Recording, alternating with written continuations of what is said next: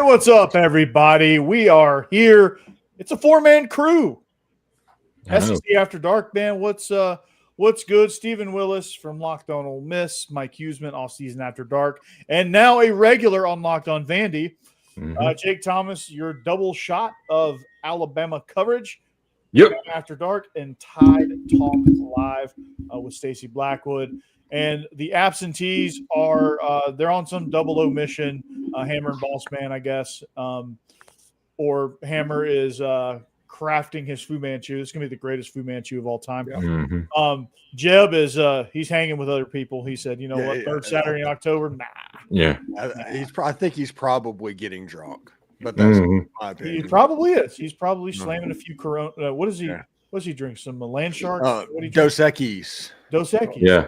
So he's trying to be the most interesting man in the world. So got it.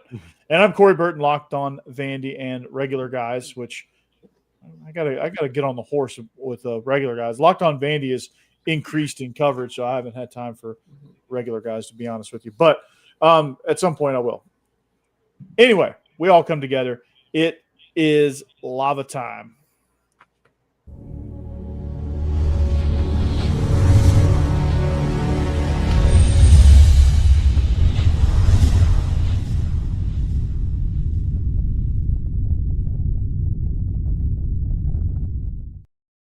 Lava time. I feel like we can't get really started until we hit the lava. So anyway, week 8, it is loaded. So round of applause. And yeah, Kirby. A round of applause. I'm clapping. This is a clap. I'm pretty sure he was complaining about the DB clap, but yeah, it's still funny nonetheless. Courtesy laugh. Love it. Yeah. So, big game this weekend. Speaking of Kirby, they're really giving it to me. They're really pulling this joke. I love it. Thank you, studio audience. You're selling my joke quite nicely. Anyway, on the phone now, couldn't remember if I put Jackson Arnold or Trinidad Chambliss. I don't know. Oh my gosh, yeah. Same guy. Anyway, Ole Miss, Georgia, showdown in Athens. It's the battle of Saban's top 2 assistants. It's the battle of the 2 best head coaches in the conference outside of Clark Lee. See what I did there? Anyway, and then the boar. Yeah, Kalen Moore in the black hoodie.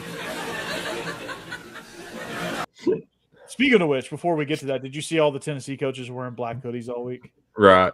Yeah. Yeah, I saw that. Yeah, they're cooked. Anyway, Ole Miss. They took their shirts off whenever they played a road game at Ohio Stadium in late December. They're not exactly known for doing good things pregame. That's true. Yeah, they need a different pregame coordinator. Maybe they should hire Billy Napier's game changer coordinator. Well, their office would be looking for jobs anyway, probably. So that's true. I mean, there you go. But yeah, so your strength program looks like crap because you have dad bods out there. Like those guys aren't ripped at all. Like those guys don't look like top-notch NFL style athletes. They're like they don't look like Terry Tate, offensive linebacker. Yeah, they don't. Cover on your TPS reports. Yeah, so Ole Miss, Georgia. This is going to be a fun one, man. This is a game where if Georgia does not start fast, and this is the analysis is simple here. If Georgia starts the way they started the second half of like all of their games, they will beat Ole Miss, and I feel like they will handle them pretty well. If Ole Miss can start fast, if Ole Miss can start hot, which they are certainly capable of, Steve, I think Trinidad Chambliss has proven that he is an SEC-worthy quarterback. He's proven he can do it with his legs. He can do it with his arm. He's picked up Lane Kiffin's offense. I mean, the people laugh at like the Ferris State thing, and they're like, "Oh, Ferris State, yeah, he's a Ferris State quarterback. He won't last in the SEC." Well, one of Vandy's top playmakers on their offense is from Wabash College, which is also Division II. Might play against Ferris State. I don't know. But like I went to a coach's clinic one year, like many years ago, like probably 4 years ago for this particular session. And I sat in on Ferris. I can't even remember the guy's name at this point, but I sat in on his session about the Ferris State offense. It's a pretty dynamic offense. They do some great things concept wise. I mean, it's electric. So this guy's used to playing electric style of football, and man, it's going to be a fun game to watch, man. It's going to be I put as our on our thumbnail heavyweight bout. I think that's exactly what it's going to be. Yeah, it's one of those games that I don't think it's going to be more than one score any direction at any point during the game. I think that's what's going to happen. Georgia hasn't been the most explosive team offensively, even whenever their defense has gotten stuff going in the second half of games. That's the reason, honestly, they couldn't beat Alabama was the offense, not the defense. The defense came through and did what they had to do. But the one thing that gives me hope in this game, a lot of hope actually, more hope than before, is the coaches show for Ole Miss came out, and they do that like Hard Knocks type thing on the coaches show. And at the end of it was the end of the Washington State game. Georgia does that too. It's a Curtis Smart All Access or whatever. Yeah. Yeah. And they went to the locker room and it was quiet. It was like a funeral after beating Washington State. And then Lane Kiffin proceeded to go Nick Saban on all of them in the locker room, just screaming that this isn't the standard and this isn't how we built this. And I'm like, they're about to go beat Georgia. This is different. This is not something that Lane Kiffin did before. Whenever Ole Miss lost to Kentucky last year, there was nothing like this. This game, he fully embraced the Nick Saban role and just completely tore into them, which that makes me think they're going to start quick as long as the game plan, you kind of pick the right things that Kirby isn't assuming that you're going to pick and is game planning for it. If Lane Kiffin, which he is known for scripting an offense, and they get off to a quick start, it could be, if it was 10-0 at Auburn, it might be 21 in that similar situation in this Ole Miss game based off of Lane Kiffin early on. Well, they execute better, but real quick before anybody else jumps in, another Nick Saban tactic that led to the screaming in the locker room is I think sometimes Bill Belichick would do this, Nick Saban would do this, and they would – I wouldn't say they intentionally tanked the game. He knew he could beat Washington State without really preparing for them, and he was probably low-key very happy that they played like crap because he could go lay into them. He could lay into them all week at practice. You guys suck. You guys, this is not going to cut it against Georgia. This is, that's not going to cut it. And just kind of, he can do that all freaking week. And that's a tool right there that Nick Saban would utilize. Nick Saban loved it when he would love, and Jake, you know this better than all of us. He loved to find little things that Kirby Smart does this too, to get onto the team about all week long. Yeah, you're right. Sorry, I got a lot of commotion in the background right now.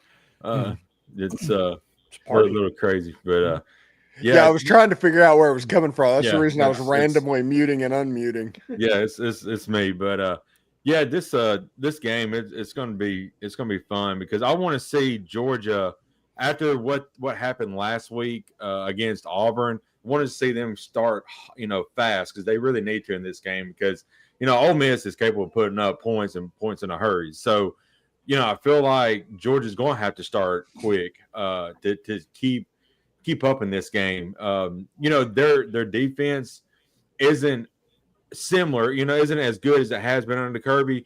But Kirby and Glenn Schumann makes the halftime adjustments and make adjustments on defense. So, they may get off to a hard start, Ole Miss that is, but come the second half, Ole Miss is going to have probably a tough time punching into the end zone. So Ole Miss really needs to get up 14, 17 points before halftime in order to probably get and keep that lead moving to the fourth quarter. I was thinking about this game, and it was like, you know what? Against Arkansas, they did two game plans. Charlie Weiss and Joe Judge and all that, they did two separate game plans. Do something in the first half, let Kirby adjust to it, and completely go to a different game plan in the second half. I mean, Kirby and Georgia is so good at adjusting to what you're doing.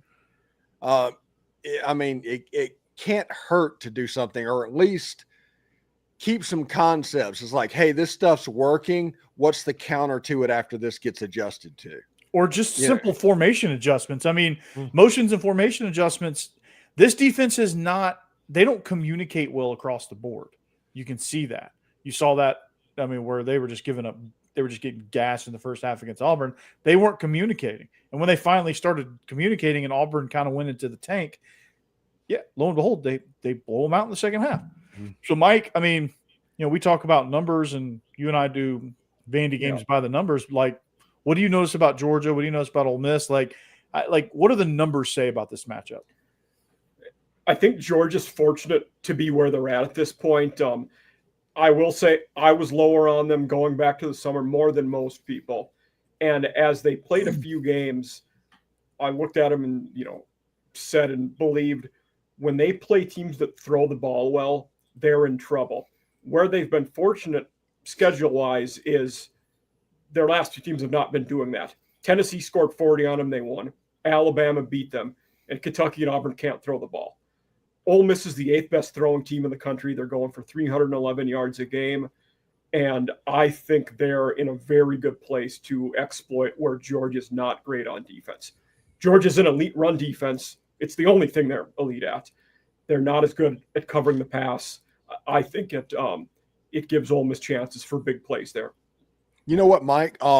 If you go to gamesonpaper.com, you can search every game out there, and they do like analytical stats like Ole Miss's offense versus Georgia's defense, and Georgia's defense versus or Georgia's offense versus Ole Miss's defense. And you looked at that, and the one side is green and the other side's red, depending on who is winning the matchup in their mind. Ole Miss wins like 85% of the matchups. But if you look at it on FanDuel, even though Ole Miss has 80% of the bets and like 75% of the money, the line's not moving. That usually means that Vegas knows something and they're setting a trap. So it's basically nobody knows on this game. Nobody can get a read on this game. It's because everybody feels like Ole Miss has kind of been all over the place, and Georgia just can't. Georgia's just not as elite as they used to be, which in the transfer portal era, I don't think anybody is. But it's just this. Both teams are like, you don't know if Georgia's going to be clicking offensively, if they're going to be able to control the ball. They're a methodical ball control team, which is crazy because they have Zachariah Branch and Noah Thomas, but they should be more explosive, but they're not. The person they fed the ball down the field to is London Humphreys. Yeah, it's like, what are we – what? Yeah, it's crazy. And Lawson Lucky is the other one that gets the downfield throws. It's crazy, dude. Yeah. And they try – I mean, they do a lot of screens. A lot of screens. They do a lot. If you're good at defending screens, you're going to be good at defending Georgia. That's for sure. I think because they're not great at throwing the ball downfield. It's just not one of Stockton's strengths. Yeah, and you would think that, like, I still don't feel like they've tailored the offense to Gunnar Stockton all the way. Like, I think if they probably were true. I think if they were smart, they would go to a more RPO-based, quick to intermediate focused, and really focus on using what Gunnar Stockton does well. Read the point of attack and run. Well, I also think that they're waiting to get to the bye week because they're down a safety. I think their best safety is going to be out versus Ole Miss, but they're also down at least an injured player on both sides. Both tackles are at least dinged up. Yeah. And whenever you have problems on the offensive line, you're going to have some problems with the offense no matter what you want to do. Now, they do a fantastic job run blocking. And this is I've said all week, this is the simplest game that Ole Miss is going to play. It is all based on what Georgia's run game does. If they're able to run the ball and they can death march you to where it's 2nd and 6, 3rd and 2, first down, 2nd and 6, 3rd and 2, first down, you're going to lose the ball game. If you can force a 2nd and 8 and get into the long yardage where Pete Golding can do some of his exotic stuff and try and put those tackles at risk, that's where Ole Miss can win. That's when the passing game for Ole Miss can make it to where maybe Georgia can't score enough. to catch up. And there's so many different ways it could work, but you also have Trinidad Chambliss that's going to be playing in front of 95,000 people. And you just don't know that he's not going to freak out. Now, I don't think he's going to freak out, but nobody can say that one way or another because he's never done it before. The first false start will tell you, the first crowd-based penalty will tell you exactly what he's going to do and how he responds after that, because that's what kind of gives life to Georgia's defense, and that's when they really kind of come after you. So that's a factor to look for. What happens after the first couple of crowd-based penalties? Remember when Arkansas came in a few years back? It was during one of the national championship seasons for Georgia. They came in. Arkansas was like top 10 in the country. And they absolutely wasn't that the one good year they had with Pittman, the 9-win year in like 20. I think so. And they got shellacked against Georgia. Yeah. I mean, they got 40-pieced in like the first half. I mean, it was brutal.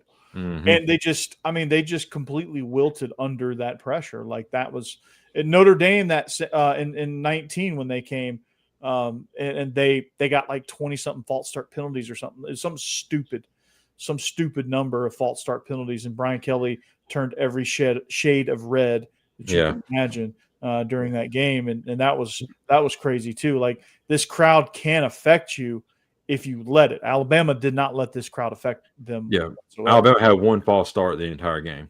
Yeah. And also it's important to know, if this Georgia defense has trouble communicating, crowd noise actually will affect them in that situation too, because they're trying to get the offense to jump.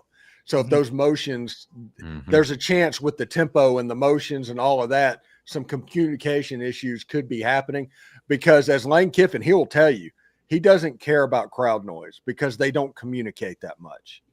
It goes to the play call. It's put your feet in the ground and go. Okay. Kirby is a matchup-based defense. Yeah. So they're going to try and move and match all over the field. The crowd noise, believe it or not, at home games hurts the Georgia defense from time to time. Yeah.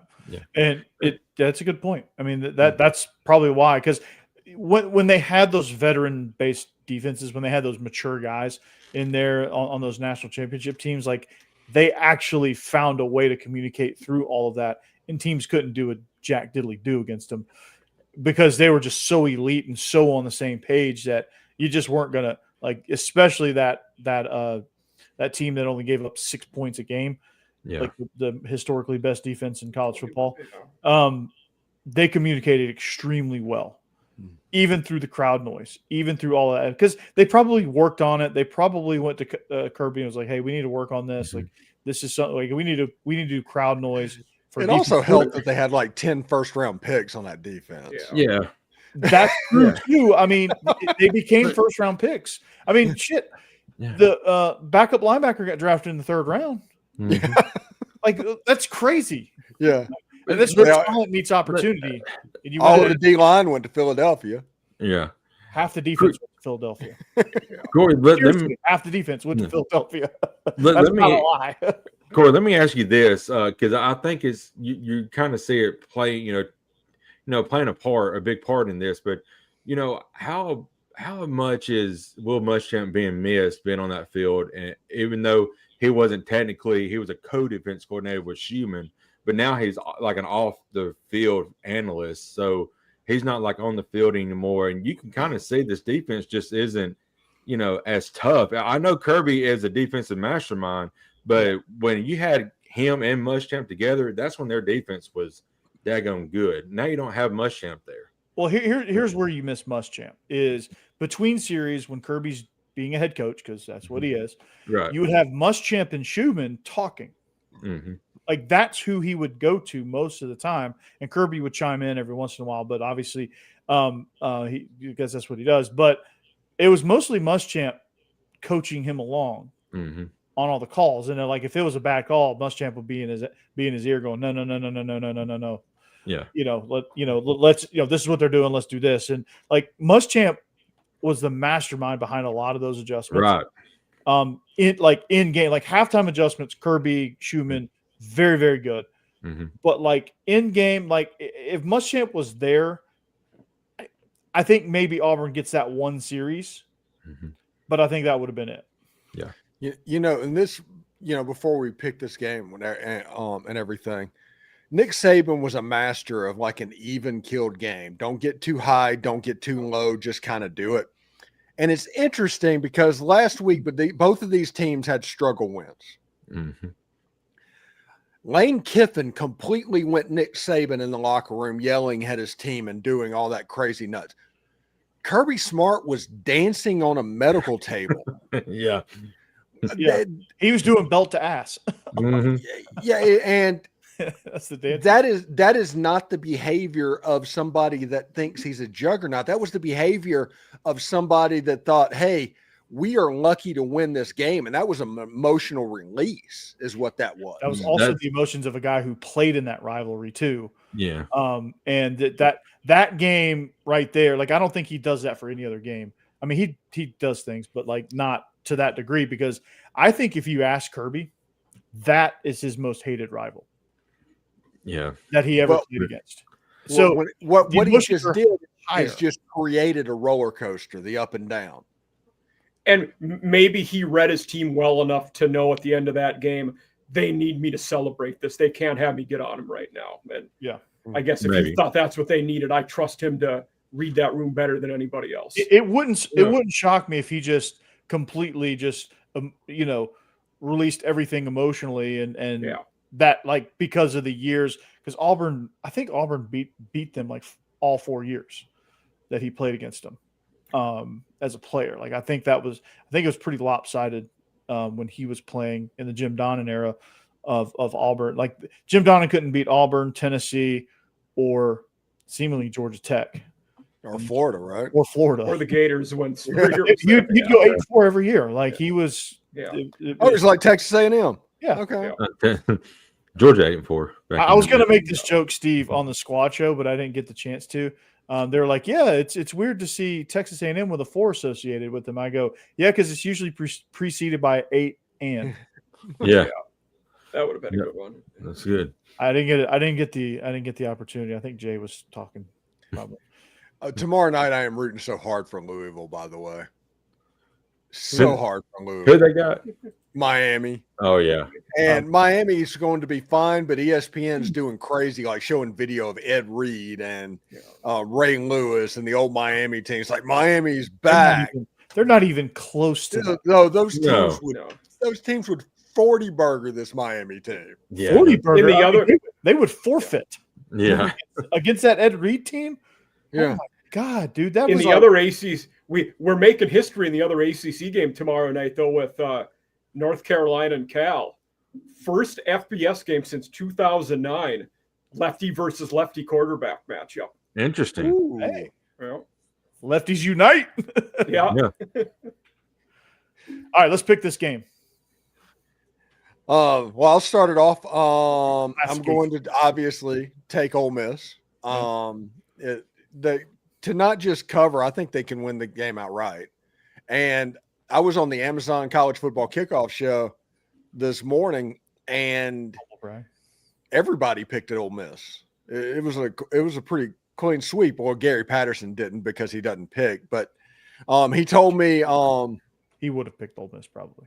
Yeah, he talked about some pretty cool stuff. He mentioned that Kirby needs to try to be less Kirby-like in this game because if he is, Lane will eat him alive. As far as what he knows, because everybody knows the playbook now when it comes to those Saban assistants. They all do the same thing. He also mentioned that Trinidad Chambliss and the running game for Ole Miss don't do the pin and pull, don't do the slow developing stuff straight at the Georgia line. That is the avenue to gash that, and I think that's going to happen. And then if Kirby puts a spy on Trinidad, that's one player that they have to take out of the normal defense, which should make the rest of the offense a little bit more effective. So I like Ole Miss in this game, not by much, but I do like them to win outright, 21-20-ish. Okay, Jake. I haven't, Alabama has not played Ole Miss, and I don't know at this point if I want to or not, but we played Georgia. Georgia is good, but they're not elite like they have been in the past. They are beatable. This year's team is very beatable. And Ty Simpson making, his second true road start against them. He didn't look phased. I think Trinidad's going to be making his second true road start because this is his first. His first this one. is his first. So, like Steve mentioned earlier, how the emotions with that going to be, and Alabama did a good job, like we mentioned earlier, about not having false starts, not letting that crowd, get into the game and hindering their offense. If Trinidad in this offense for Ole Miss can quiet the noise early on and then weather the storm of the second half and at least keep Georgia at bay in the second half, don't let them, score too many points. I think Ole Miss can be up by 17 and a half, and then Georgia will make a run. But I think Ole Miss will still win by a touchdown, so I'm going to pick Ole Miss. By the way, side note, old man Flacco is absolutely carving up the Steelers, by the way. That is crazy. I mean, he is just dicing them up. He's been on the squad for like 7 days. Yeah. He also played him like 2 weeks ago. That's fair. It doesn't matter. It doesn't matter, dude. He is like 100 years old. He just now picked up Zach Taylor's playbook, and he is just freaking carving them up, man. It's insane. We're TJ Finley levels of practice here and winning a midweek game. Yeah. Talking about practice, Mike. How do you see this, Mike? I'm on Ole Miss in this one. I looked at this one right away, and my instinct just was, I love Ole Miss in this, and I think they're going to win outright. Then I did a deeper dive into the numbers, and it's, maybe I wasn't giving Georgia as much credit as I should have in some areas. So I do think this is a competitive game. It's a massive matchup, but there's two reasons why I like Ole Miss a lot. One of them I talked about, they can throw the ball very well, and I don't like Georgia's pass defense. The other one, in looking at the numbers, I could see Georgia's defense at the end of this game getting very worn down. Their third down defense, 86th ranked in the country. Ole Miss is very good at converting third downs. They're 16th in the country. If they're continually getting in those spots, getting third and manageables, converting, sustaining drives, that's going to bode well for them in the end of the game, like it would for anybody. And I think Ole Miss gets it done. Mm-hmm. All right, I'm obviously on Georgia here because the main reason is I have a hard time picking against them at home. They've only lost twice since 2017 at home. One of those was a couple of weeks ago to Alabama, and then the other one was to Mike, your Gamecocks, in Will Muschamp's last season as head coach. Last decade. Yeah, last decade, right? Mm-hmm. So it's for that reason. Like I think if it's close, especially at halftime, I think Georgia's gonna end up winning this game. They're not gonna obviously run away with it, but I do think they do. I think they cover barely because Steve, you said the 2 game plan thing. It's like kind of like having 2 quarterback system. Like there's going to be some holes in like the second game plan because you got to like readjust yourself too as well. And I would caution against just having 2 completely separate game plans because I know that some of the logistical nightmares that can happen with that. Obviously, pick some wrinkles that you want to unveil in the second half. That's totally fine, but not like a whole new game plan. I think that you just kind of get into, like what if you start slow? Like you're going to start slow after halftime too. Like, so I could see that getting thrown out the window, but I could see, hey, if we start gashing them on this, we have this wrinkle for the second half that they're going to struggle with. Like that is perfect. But yeah, and Jackson Arnold could not throw the forward pass in that game. He could not throw the ball. So therefore you couldn't take advantage of any situation in the secondary. Jake finally caught on to what I was doing. We're on island time here. Island time. Yes. Yeah. So, all right, third Saturday. Obviously, a very huge matchup. Texas versus Kentucky. Oh, yep. No, third Saturday, October. Bama, Tennessee. This is a very if you're listening to the show and you don't know it, I don't know what to tell you. But in case you are listening to the show and you don't know it, this is I don't want to say low key, but this is a very, very heated rivalry. Like these two teams hate each other.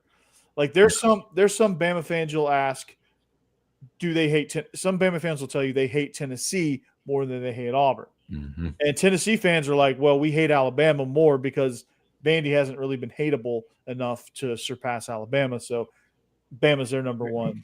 Do you know why that is the case, Corey? Why is that? That is because they didn't play Auburn until the 50s again. That series disappeared. So the history of a rival was the Tennessee Vols and General Neyland and that period. That's the reason that rivalry was allowed to go. And then their other rival was Georgia Tech, and we all know what happened there. So yeah, Steve. Yeah. Steve, you ran him off. You ran him off. I don't know what happened. What did happen? There was a late hit on a punt return that caused Georgia Tech to basically force and leave the SEC. That's the reason they left the Southeastern Conference. Bear Bryant and Bobby Dodd basically quit being friends.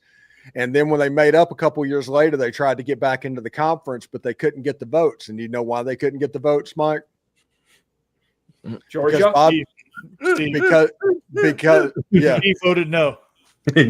Because Bobby Dodd refused to come to the state of Mississippi. So Mississippi State and Ole Miss just like, no, you want it out, you can stay out. Yeah. Is that a segregation thing why he refused to go there? No, it's just because it was hard to get there because it's two rural towns in Mississippi. You'd have to go to Memphis and then bust down. So he was big on easy to get to type places. Old Bobby Dodd. It's great. Steve was, spitting knowledge at 20 years old in 1950, so he knows all about it. I was there. Yeah. Steve was like, "Yeah, see, we're gonna vote no to Bobby Dodd. See, Georgia Tech.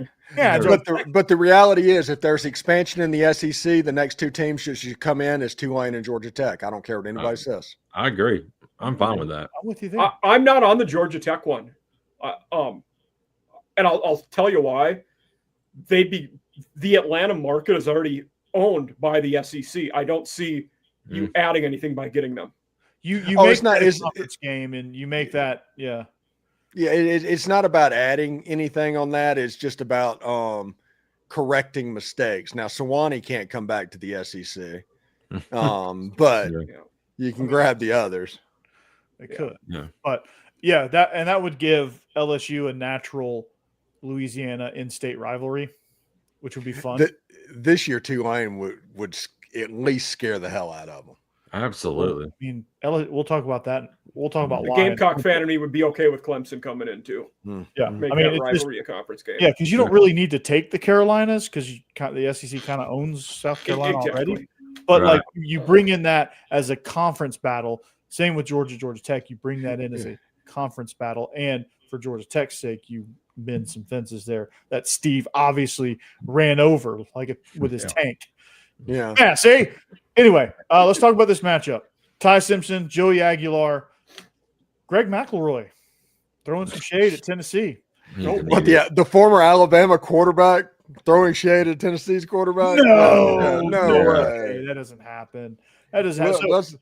Let me calm down and get my outrage meter up, whatever. Jeez. Yeah. So Jake, how do we see this matchup? Alabama's red hot, dude. Yeah, Todd Simpson's red hot. Or should I say they're black hot based on the hoodie? Yeah. No, it's going to be a good matchup. The biggest thing for me in this game is, Tennessee's pass defense is not great, but they have a great pass rush, and this is going to be the best pass rush. Yeah, that's going to be the best pass rush that Alabama has seen. And our offensive line is still having trouble, giving up pressures and getting, sacks. Now, Ty has admitted some of those sacks were on him in the last couple of weeks. But, I think defensively, Alabama still isn't the best with run defense. They're pretty solid at pass defense, but they're going to be tested this weekend with Joey Aguilar. That's going to be the best quarterback they've seen this year. What I've noticed about Joey is he's super efficient. He just doesn't really, and they don't take a ton of deep shots. But they make them count when they do. Like Chris Brazzell is outstanding. He's making a ton of plays.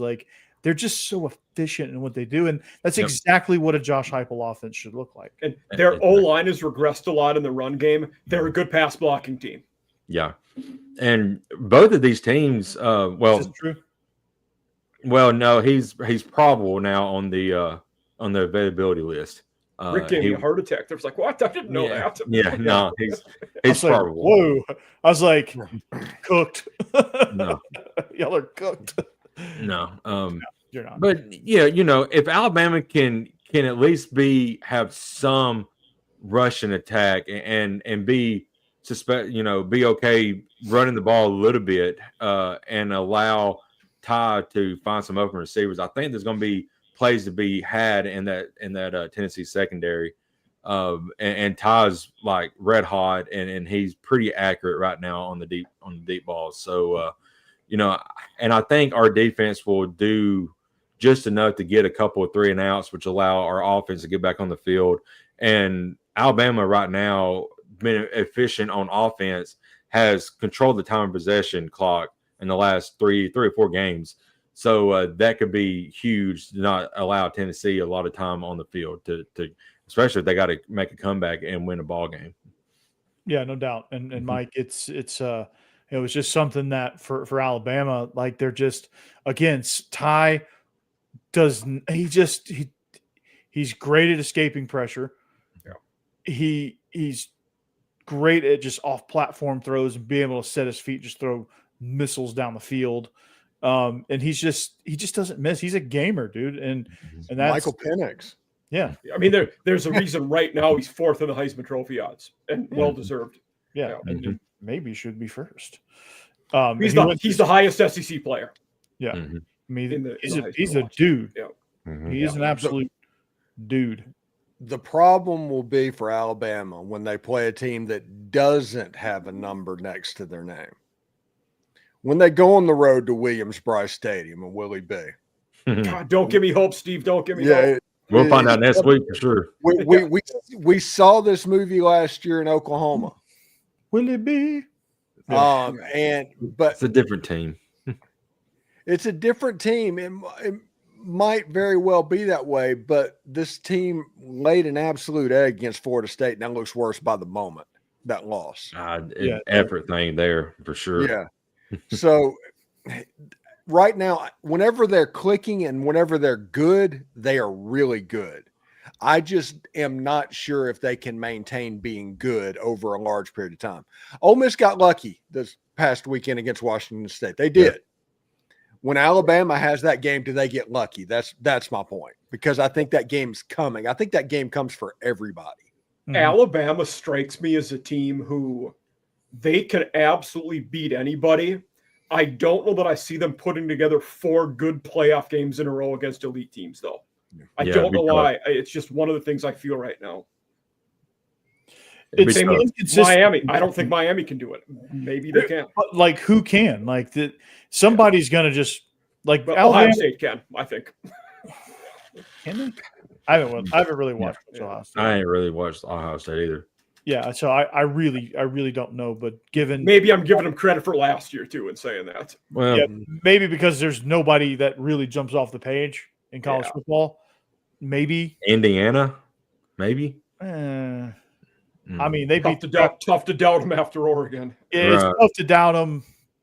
However, they just don't have the pedigree for me to say definitively yes. I don't think there's any elite team this year that you look at and like, okay, they are clear to me. Like this, that's right. You can look at Indiana and say, yeah, they're elite because of what they did to Oregon. Like, that's elite football. But when you scale that out over 4 playoff games, you're like, can they do that over 4 playoff games? Right. And you're like, well, no. Can Ohio State? Well, no. Can Miami? No. Well, no.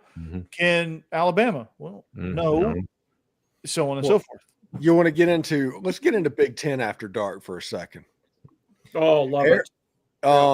Everybody said that Oregon is an elite team, and them winning in State College, Pennsylvania, was the proof of them being an elite team. And then Penn State just tanked the following weeks after that. Yeah.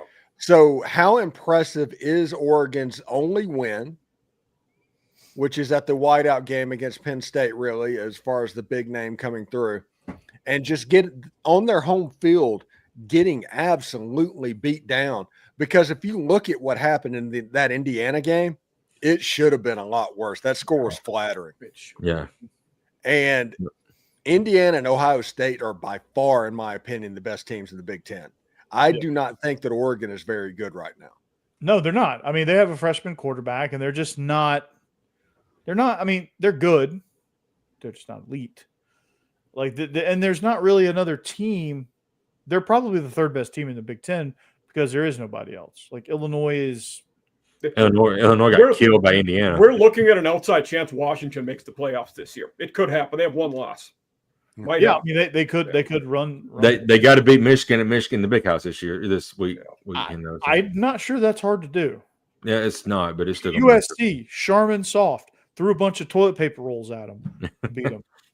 Like that should tell you. I'm surprised USC has only lost 2 games, but another team we all left for dead and buried a month and a half ago. But in our playoff talk, Notre Dame's going to be there in the end. I think not in the title, but they're going to be in the playoffs. I think, and the way they're playing now, Marcus Freeman can coach, man.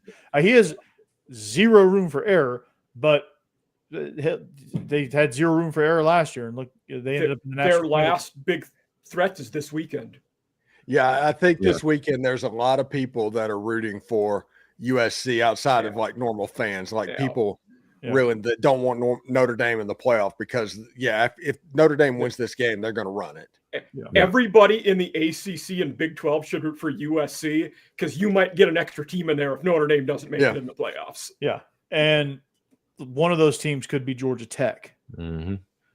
Like, I don't know how for real they are. Oh, okay. Here we go, Corey. Let me bring this up real quick before we make picks and all SEC. that. Yeah. Okay, we're going to go ACC after dark a little bit.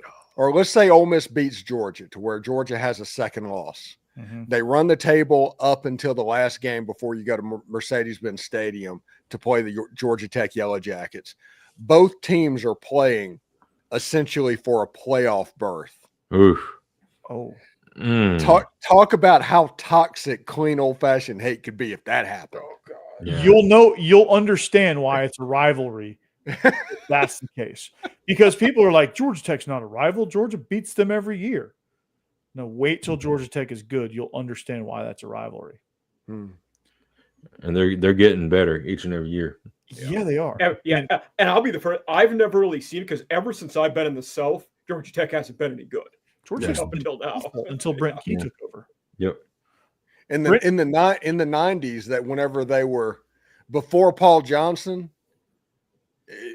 there was a nice little run. I think they won a national championship or something in 1990. They shared with Colorado, but they had George O'Leary was outstanding. They had like Joe Hamilton. They were just regularly beating Georgia, and then Chan Gailey came along and just ruined that. Even the years he had Calvin Johnson and couldn't win games. Yeah, the ACC. That's insane. Yeah, that guy's a freak. Of course, he had Reggie Ball playing quarterback, which I think Jake, you and I could play quarterback better than Reggie Ball. There was one year where they're like, "Yeah, Reggie Ball's Georgia's best player," because he was terrible. Mm-hmm. He threw the ball away on 4th down with the game on the line. He just threw it away. We've seen people do that. The Joe Milton joke. Yeah. Where do you think he got it from? Right. Joe Milton got it from. Yeah. It's not a Joe Milton original. That's for sure. The only person that didn't want to throw something that night was Joe Milton. That's classic. But oh gosh. Yeah. So going back to Tennessee, let's full circle this thing. Yeah. Alabama. If Alabama can get this game down to a grind, they'll win it. I think if it starts getting into a score fest, I don't know that they can keep up. I doubt if they can keep. I don't know. I think it's the opposite. Now, granted, Tennessee's defense is awful. Yeah, They They do. They have some nice explosives, like through sacks and things like that.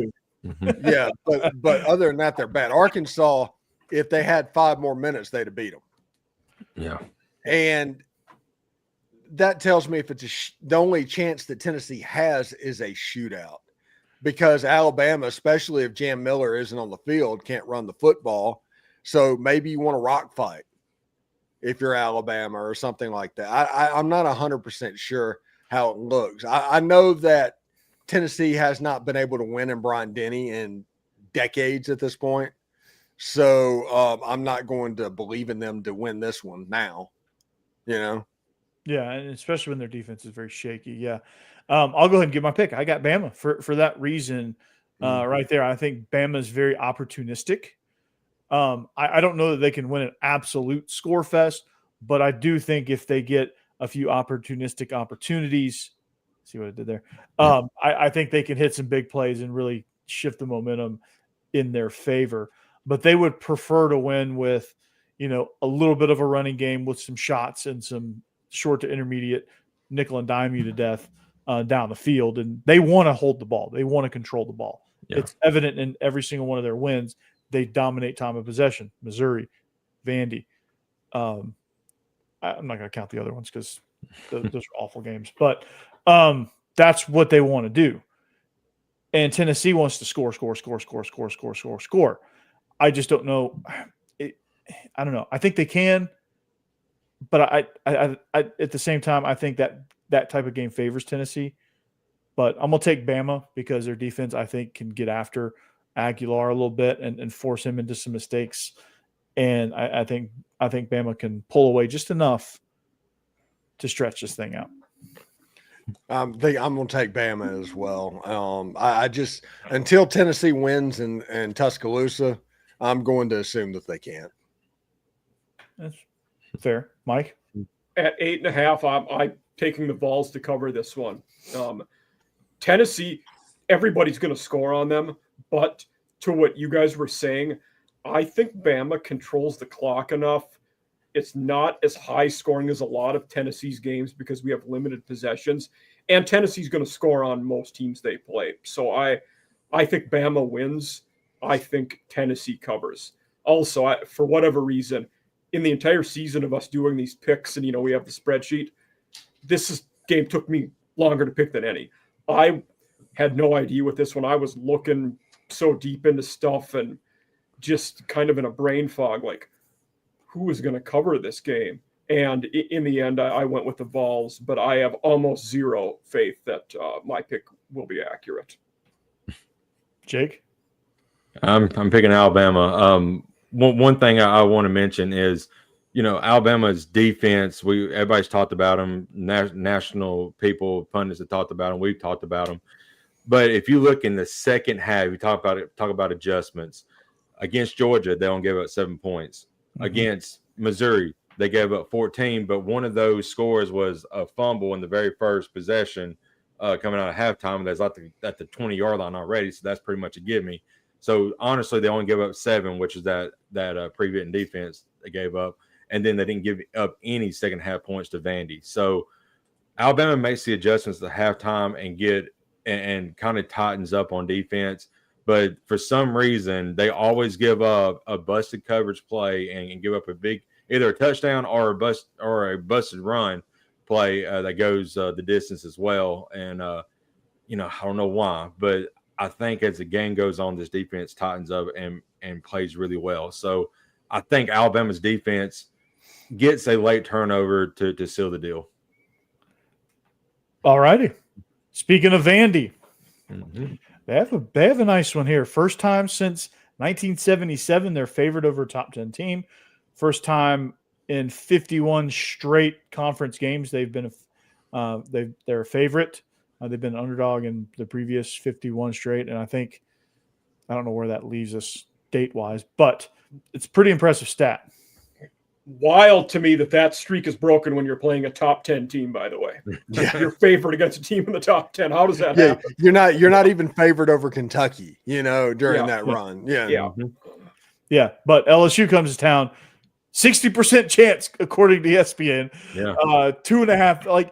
the line bumped up in Vandy's favor. I mean, it's still a pick 'em, Yes. but it went from 1.5 to 2.5. They're like, I don't know what Vegas knows, but breaking down this matchup is this, and I did a crossover with Matt Moscona of Locked On LSU, and what really kind of gives me confidence in Vanderbilt being able to win this game is really the fact that Garrett Nussmeier in this offense has been, the word he used was enigma. It's been an adventure for this offense because they score a ton of points. They don't score a ton of points. They move the ball. They rack up a bunch of yards is what I meant to say. And they don't score a lot of points. They turn the ball. They seem to turn the ball over when the field constricts. That's when most of their turnovers occur. Nussmeier's decision-making has been problematic. And I just think that Vandy's defense is much more organized. They're mature. As Brian Kelly said, they're a mature team. They have ninth-year seniors. So they I think just schematically they can give LSU some fits. And then offensively, I think they can control the ball a little bit. Vandy's path to winning here, Steve, Jake, Mike, is turning this thing into a low-scoring rock fight. A ball control, low-scoring rock fight where there's going to be some sort of play in special teams. You turn Nussmeier over a couple times, and you just kind of capitalize on that and capitalize on the fact that they struggle to score. And then you can get some, like, a couple of short fields, and you win this like 20-17, like one of those type of games favors Vandy. If LSU can somehow get beyond their peak, which is 24, I think if they can get beyond 24 points, they win this game. LSU's been good at winning rock fights, though. Clemson was 17-10, then Florida 20-10, South Carolina 20-10. I think they're comfortable in those lower score games too. That is very true. That is very true. But honestly, it's going to be, I don't know if this is a hot take or not, but Vandy's offense might be better than Clemson. Maybe. Their O-line probably is. Yeah. What if Vandy's defense is just as good as anybody else's that LSU has played this year? They're not great against the pass. They're not good against the pass. That's the thing that scares me. But Nussmeier has not been great at passing this year. That's also true. Right. This is a tough one to pick. I mean, honestly, obviously, I'm the host of Locked On Vandy. There's no doubt who I'm going to pick in the rock fight, but it's honestly a tough one. It is because Mm-hmm. LSU can win rock fights. They're explosive. They have a lot of talent. They haven't put it all together yet, but it's just those mistakes I think that they're prone to, and I think Vandy has an edge in special teams. Like that could be a difference maker. And like you said, Corey, that Vandy may be the best offense they've seen so far. Which is wild to say. It is. No, that is not true. That is not. Ole Miss is the best offense. Oh yeah, that's right. I forgot about. Them playing Ole Miss. Okay, the second best offense, but we've seen what happened against Ole Miss. They got killed. I was seeing Steve over there simmering. I'm like, it's like, what are y'all talking about? It's I forgot about them playing a few weeks. So, by the way, this LSU team is 2024 Ole Miss. That's what this LSU team is.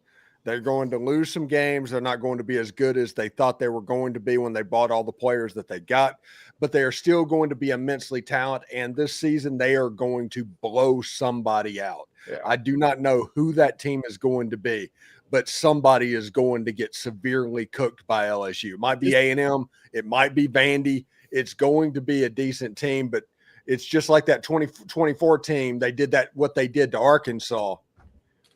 The LSU is going to do that to somebody. And my hope, my contention is that this is 2024 Kentucky against Ole Miss, where you're just like, what? Where they just make it ugly. I don't know if that is possible. Like I said, it's all dependent on LSU's offense. Yeah. If LSU can score 3 times in the first half, it's about to get ugly. If it's 17-7 at halftime, it's going to get ugly at that point because they're going to start to feel good. Yeah. if it is a 7-3 game at halftime, it's Katie bar the door. You got your rock fight at that point. Yeah. Another key, I think, and I talked about this with Corey when we were on Locked On Vandy. Vandy staying on schedule in the early downs is important. They're a very good first down team. They can't have third and longs. They have to make those things manageable. And to do that, you're going to have to keep LSU on their back foot. You can't let them pin their ears back, misdirections, shovel, counters, shifts, doing things like that. A well-timed screen, which is what they're also capable of. Can't have penalties. That's a simple thing to say for everybody, but Vandy has to stay on schedule up to and including third downs. Yep. Yeah, no doubt. So let's pick this one. This is a tough one. I'll throw mine out there. Obviously, I'm picking Vandy 2017. I think they win this game. It's a 11 a.m. kick at First Bank Stadium, and LSU's been practicing that way because they've been on break. But LSU just has not done well in 11 a.m. kicks. It's certainly one of those games where they can get frustrated, a special teams play that could break something open, and a couple of mistakes that Vanderbilt can jump on, grab the momentum, and control the game. I think they're certainly capable of doing that, and that's my prediction. So like 2017, 17-14, something like that. I do think that LSU is going to cover as a road dog in this game. Even as a top 10, I think they're going to get right. That defense is probably the best defense in the Southeastern Conference this year. They're so long and athletic. I think they're just going to cause some problems. There's only so much you can do with X's and O's. At some point, it's going to be Jimmy's and Joe's. And I think this game could be problematic for the Vanderbilt Commodores. I think Vandy wins by a field goal, maybe 4. Very tight game, small margins. But I like Vandy in a close one. Jake? Yeah, I'm taking Vandy as well. One thing that I want to see happen is I went back and watched the Alabama-Vandy game, and one thing I noticed was in the second half, Diego Pavia on some reads, he kept the ball himself and didn't get nowhere with it. He needs to learn that he's got other guys around him that can make plays as well. Now, the dude is special for sure. But Alexander, I think, only got 4 carries in that second half against Alabama. That cannot happen in this game here. He's got to get the rock more. They can't. Yeah, so I'm taking Vandy to win at home. Diego's got to not play hero ball. Right. Which that he kind of got outside of himself. He had been doing really good about that before. Yeah. Le'Veon Moss is listed as out on the availability report tonight for the Texas A&M Arkansas game. Well, let's get into that one. Oh, Texas man. A&M Arkansas, Le'Veon, I was about to say Le'Veon Bell. Le'Veon Moss out, Arkansas, 7.5-point underdogs. That game just got really interesting. A&M is another one of those teams where, they're in the top 10, but they just really haven't put it together. I compared A&M and LSU of like two of the most talented teams out there. They just, for whatever reason, haven't clicked yet. And if they don't click against a very motivated Arkansas team, could pose some problems here. And I'm not saying Arkansas is necessarily going to win, but I do think they do cover this. I think it's like the Tennessee game where they're good enough to be in it at the end, but I think Texas A&M just inches across that finish line, and they win this game. But Arkansas does get the cover.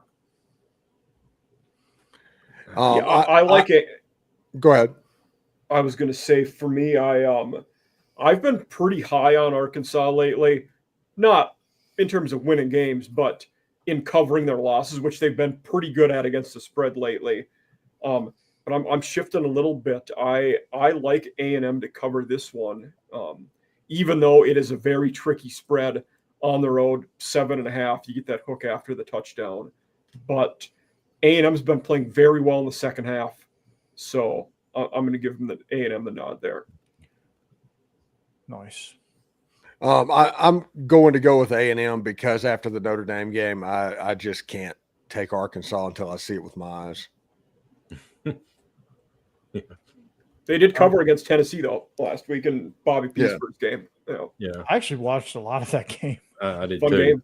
Yeah. Fun game.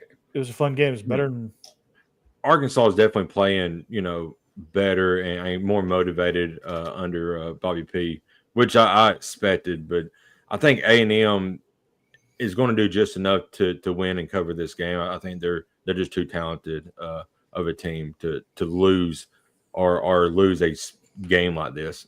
Cinematic. Yep. Cinematic. I love it. So our next kind of featured matchup, Mississippi State at Florida. This is very, very interesting because reports, not really reports, but rumors are that Billy Napier won't get out of the weekend as the Florida head coach. And that's pretty damning on a Thursday when you're trying to figure out, when you're trying to prepare your team, because you think they're focused over there in Gainesville. Absolutely freaking not. And they're double-digit favorites against Mississippi State, who is very hungry for their first SEC win under Jeff Lebby. I'm definitely going Mississippi State here. They are definitely going to cover. They may win outright because Florida is about to go down the tubes. This season's about to kind of be a wash with this Billy Napier news. And they might just say, you know what? Might be a Sam Pittman thing where they just they quit on him. I'm with you there. I like the Bulldogs to cover this one. I did want to ask you guys a question about that scenario, though. With the Billy thing, they've won games when he's on the hot seat, right? And it always circles back of when's it going to happen? When's it going to happen?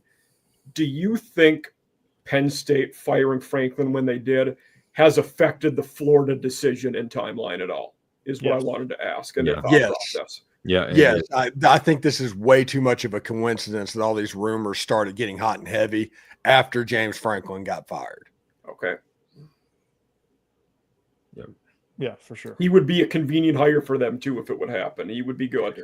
Yeah. He would be scary, is what he would be. Yeah, he would be. James Franklin at Florida. Yeah. Well, he's going to go be in Athens. That's right. And a lot of people are saying that he's going to trek on down to Florida after his interview. So I love the fact that Game Day has an interview with him because a live interview. I don't think he will do it, but he needs to just go complete scorched earth. Yeah, for sure. Great. But that would be phenomenal. I think out of the only ones here, I actually am on Florida. I just, you talked about whenever Billy Napier's job's on the line, they seem to get motivated and win for some odd reason. It's just weird. But I think, Mississippi State having that monkey on their back of we haven't won a SEC game in 2 or 3 years now. I think that's going to get to them a little bit. It's going to be in the swamp. It's always tough. It don't matter how bad Florida is. It's always tough to win down there. So I think it's going to be tough to cover a 10-point spread plus the hook. But I think Florida does just enough, and I think they can win by 13 or something. All right. Yeah, on my list, I have Mississippi State, so I'm going to take Mississippi State. But this is one of those scary things because Jaden Bach could get loose, and Mississippi State has trouble stopping the run. So this could be like a 200-yard day for Jaden Bach, and you're look up, and it's man, I didn't even realize what was going on. But the line being that many points, I think Florida's going to win the game, but they're only going to beat State by 9, or something like that. And I think that's the way this is going to go. Jeff Lebby's going to eventually get his first SEC win, but that's not today. Yeah. And it's going to be hard to fire Billy Napier after that. And was it Damian Wilson that's come back from Florida has played really well since Dallas Wilson. Dallas Wilson, yeah. So he's played really well since he's been back. Yeah. For sure. And that's going to be an interesting one nonetheless. Speaking of interesting, Missouri, at one point this week they were underdogs at Auburn. The train that happened. Yeah, I don't know. That was before Damari Alston asked for a red shirt. Yeah. That was somebody in Vegas going, I'm sorry, I put the plus on the wrong number. They were right. this is Missouri's first true road game outside the state of Missouri, and that stadium has all kinds of ghouls, ghosts, and goblins in a night game. I mean, most stadiums are worth 3 points for a home game. That stadium's worth 4.5. It just is. But whenever there was basically that mutiny, you're like, okay, the ghosts and goblins went home. Yeah, it was one of those things. Up and went home. Yeah, it's going to be a situation that Hugh Freeze gets whooped, gets fired. I'm at the point now where Hugh Freeze does not have a job before Billy Napier does not have a job.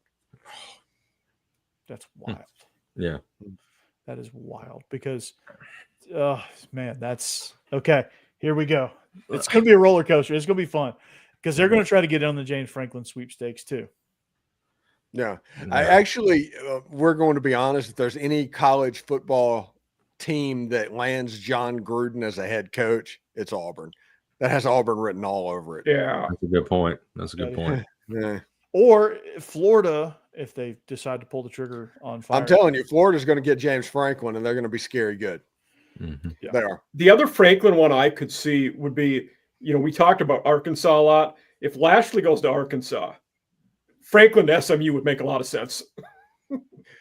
It would, but the person that's going to get hired at Arkansas is Bobby Petrino. The rumor is that's already done.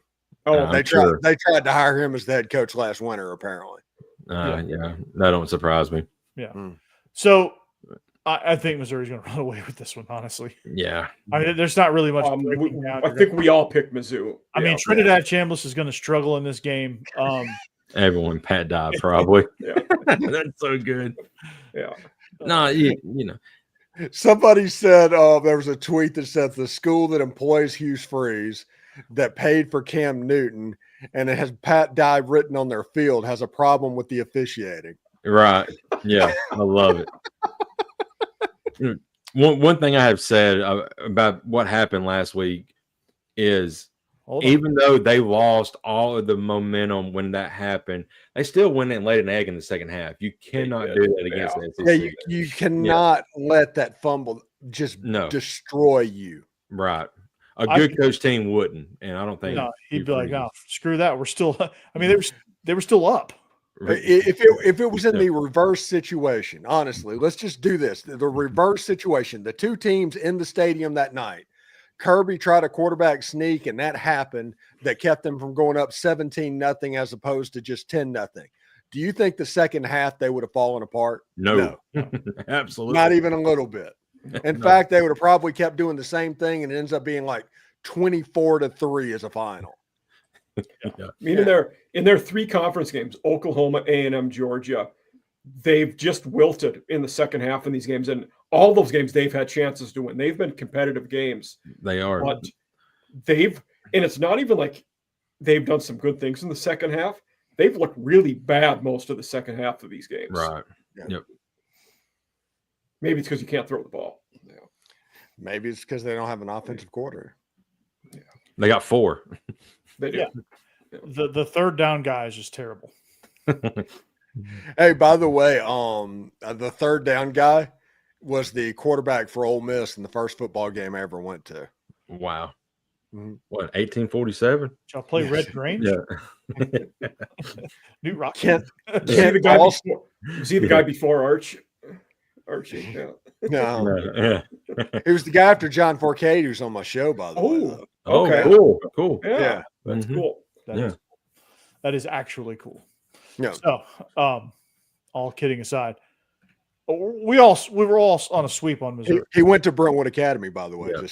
Just Yeah, we all swept Piggum, Missouri.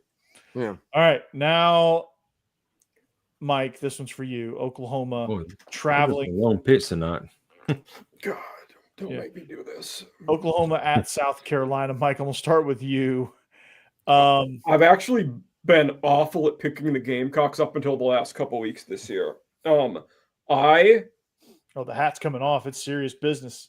No, maybe. But What's the shirt? What? What's the shirt you got on tonight? It's lips that are animal print. Very classy. That is cool. Um, I love it. It's like a Led Zeppelin. Led Zeppelin top. Yeah. It looks Rolling like it Stones should with have the like Stones, should be an advertisement for the Booby Bungalow or something. yeah. I Get off at exit 14. am on the Gamecocks to cover this one. They're -4.5 at home, but that Oklahoma team last week was a shell of what we've seen the first part of the year. John Mateer is not healthy. He could not throw the ball. Where Oklahoma does scare me, they're extremely good at rushing the passer, and the Gamecocks are really bad at protecting Lenore's Sellers. Mhm. I think we're looking at a low-scoring game, and I don't know if the Gamecocks win. I think they keep it within a field goal, though. And just because they're also one of those teams, even in their bad years, there's that one night home game where they show up and just kick ass. Maybe that happens this weekend. I don't know. It could. Yeah, but that Oklahoma team was not good last weekend. No. So, and they can't run they haven't ran the ball well all year, other than Mateer. So, Yeah, they'll continue not to. But it's weird. Like it's weird because if South Carolina was even slightly better than they are right now, and they weren't driving the struggle bus at high speeds down the interstate, I would be all over this game with South Carolina. But I just can't because they're just so bad on offense. They are so bad. They're so bad, and they shouldn't be. no. Because they have Nick Harbor and they Wait have wait a second. Wait a second. Say Mike Shula 3 times. Oh, Mike I don't want him to appear behind me. Yeah. Oh, Jake, there he is. No. He was the last There's Alabama. been a lot of there were a lot of grumblings this week to get rid of him. Yeah. He was probably the last Alabama coach that lost to Tennessee at home. Probably. The Gamecocks did fire the O-line coach this week. Yeah, I did see that. Sean Elliott in the house. And, he was coaching tight ends. Now he's O-line. Yeah.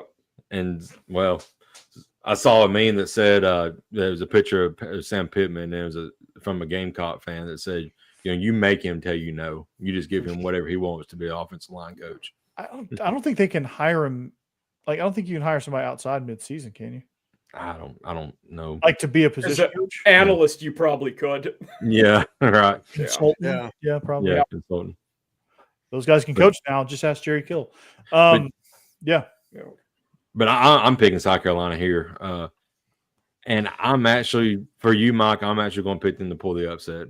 Thank you, Jake. John Mateer looked so bad last week. I want it to happen. I just don't think it will. Well, Mateer looked so bad last week, and he was injured again, that thumb, because it was bleed on the sideline. Yeah. So he's not healthy. If he can't throw that ball, then they can't really do anything. And some of his passes, I mean, he threw 2 interceptions in the game last week. So he looked bad throwing it. So it might have been 3. Just slightly better. I'd be on that. I mean, I'm taking Oklahoma in the game, just because I can't pick Mike Shula to win games. You just can't. You They can't. don't need to win. They need to cover. I don't think they can do that. I really don't. It's only They 4 covered and a half. last week. No, they didn't. No. 7-3 Gamecocks. That's the final. 3-2. Which Oklahoma covers in that situation. Well, they do, but No, 4.5, 7-3. The Gamecocks cover. Yeah. 3-2. Oh, okay. Yeah. 3-2. All right. Our last one. Speaking of exciting matchups, Texas at Kentucky. 13.5 road favorite at Lexington. This is Arch Manning's first road game, right? His first time in Lexington. Because they went to Ohio State. They went to Ohio State. Yep. Yeah. So that goes out the window. Well, it won't be quite so intimidating as that. No, Lexington, Columbus, grocery bag. Same thing. No, it will be a weird environment because just when Kentucky's bad, it's like one of those environments where you just lose focus. You just walk in there, and I think it's a night game, right? If I'm looking at the spreadsheet correctly, it is at 7. Yes, 7 Eastern. Yeah. So a night game at Lexington when they're bad is a recipe for losing focus and making mistakes that you shouldn't. Like, there's so many years where Georgia walked out of there with like a 3-point win when they should have beat them by 45. 13-12 last year. 13-12 Yeah, last year. like 13-12 last year. Like, they should have blown them out. Yep. But they didn't, because it's just, that's a weird place. You want to talk about a place that has some voodoo. Like that was a day game, I think. No one. It was a night It game. wasn't a night game. It wasn't a night game. That place, when the sun goes down, the voodoo comes out a little bit. Not quite as bad as Auburn, but it does come out. And teams just kind of struggle there a lot at night. They just kind of struggle, not because Kentucky's making them struggle. It's just because they're just like, we just don't really want to be here. You know, I still think Texas wins this one, though. Listen. This has a chance to be the 2024 Ole Miss Kentucky game. This has a chance to be the 2024 Kentucky Georgia game, to where it's just an absolute rock fight. And Texas is not good enough on offense to score more than 14 points in a ball game. Kentucky can get that at home. Kentucky's pretty good on special teams, and the defenses are going to be extremely good. So we'll see exactly how that goes. But listen, Kentucky can win this game if they don't turn over the ball, if they don't do stupid stuff, and just, hey, let's play field position and let Texas beat Texas. That has to be the game point. Don't try to beat Texas. Let Texas beat Texas. If that happens, Kentucky has a chance to pull the upset here. If not, I still like Kentucky to cover that line. Yeah, for most of the things you just said, Steve, I'm also on Kentucky to cover. That Texas defense is elite. They're very good. On offense, they're not scoring. I don't trust them to blow anybody out there. They're not going to win by margin. And I think Kentucky's defense has enough to at least keep this game within 2 touchdowns, which is all they have to do. Yeah, I'm picking Kentucky here. I think, you talk about big spreads. This ain't really a big spread, but in a game like this where neither offense can really score much, 13.5 is real big. And Kentucky being at home, I'm picking Kentucky to cover. Why am I picking Texas? God, I'm stupid. Thank you for picking Texas. Damn it. Well, I mean, the last time I did this, they covered 45 points somehow. So, anyway, man, we went way overtime today. We went like Georgia Tech, 8 overtime. So, I don't have as many people shout out tonight. This is SEC After Dark. Thank you for joining us. Even on these marathon sessions, in season, they're usually more marathon sessions, but postseason we'll keep it to an hour. But Stephen Willis, Locked on Ole Miss, up to 16,500 subscribers. It's a bunch of them. Yeah, there's a bunch of loomers out there, and it's, man, you're cooking, dude. You're like by 2 billion, the most watched Locked on Ole Miss podcast out there. Out of all the Locked on Ole Miss podcasts, you're definitely the most watched.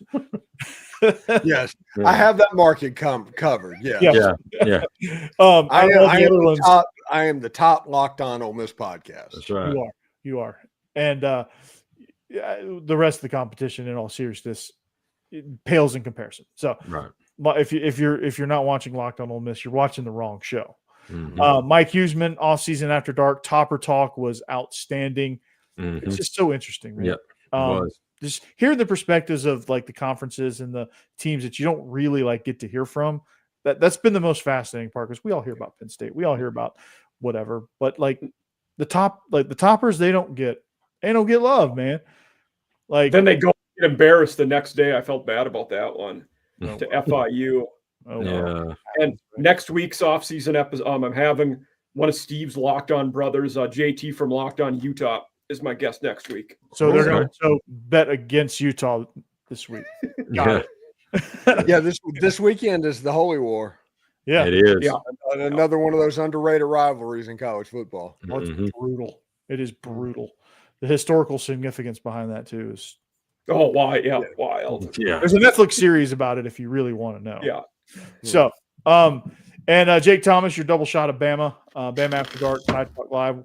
Shout out to Stacy Blackwood from Tide Talk Live. Y'all do a tremendous job as a duo. And then you come off the top rope there with Bama After Dark, man. It's phenomenal. I caught a good chunk of your show, your last episode, so that was a treat. And appreciate it.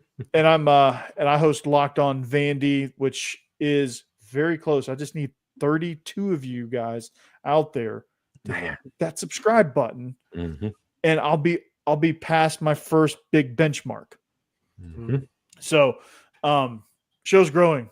Regular guys, it's one of those, like, it's like the Florida roads, almost. Like, you get started, you get established, but those cones just stay out there for a while between Israel's schedule in season and my schedule now with Locked On Vandy increasing. It's becoming increasingly difficult to produce that show, but at some point we'll be back because Israel is very interesting to talk to. So, and then Biscuits and SEC, and rounds out the channel with Ole Miss After Dark. And man, this is a channel that's growing. Yep. It's a channel that's becoming more and more popular. So jump on board. After Dark Network, SEC After Dark is where we go.